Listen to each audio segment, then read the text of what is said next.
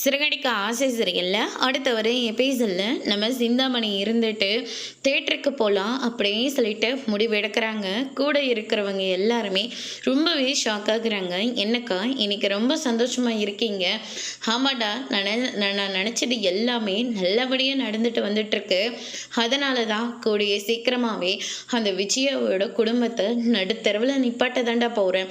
அந்த ரோகிணியை என்னோட ஆயுதமாக நான் பயன்படுத்திக்க போகிறேன். அந்த மீனாவையும் நான் நினச்ச மாதிரி வீட்டை விட்டே விரட்டி அடிச்சாச்சு அப்படின்னு சொல்லிட்டு சிந்தாமணி ரொம்பவே சந்தோஷமாக இருக்காங்க.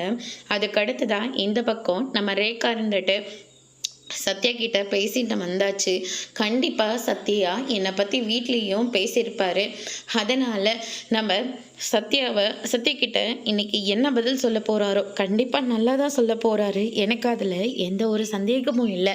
கண்டிப்பாக சத்யா என்னை பிடிச்சிருக்குன்னு தான் சொல்ல போகிறாரு அப்படின்ற மாதிரி ரேகா ரொம்பவே சந்தோஷமாக தேட்டருக்கு கிளம்பி போகிறாங்க. அதுக்கடுத்து தான் நம்ம சத்யாவும் அந்த இடத்துக்கு வராங்க. கையில் ஒரு ரோஸோடு வராங்க. அதை பார்த்த உடனே ரேகாவுக்கு சந்தோஷம் தாங்கிக்க முடியல. அவ்வளோ சந்தோஷமாக இருக்காங்க. அதுக்கு அடுத்து தான் ரேகா கண் இங்கே என்ன பண்ணிக்கிட்டு இருக்கு, ரேகா மாதிரி தெரியுது அப்படின்னு சொல்லிட்டு கிட்ட போகிறாங்க. பார்த்தா கூட நம்ம Sathya நின்றுட்டுருக்காரு.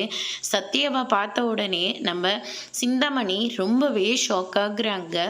Rekha, I love you Rekha அப்படின்ற மாதிரி சொல்கிறாங்க. ரேகா இதை கேட்டு ரொம்பவே சந்தோஷப்படுறாங்க. அதோட இன்னைக்கான பிரம்ம முடிச்சிருக்காங்க.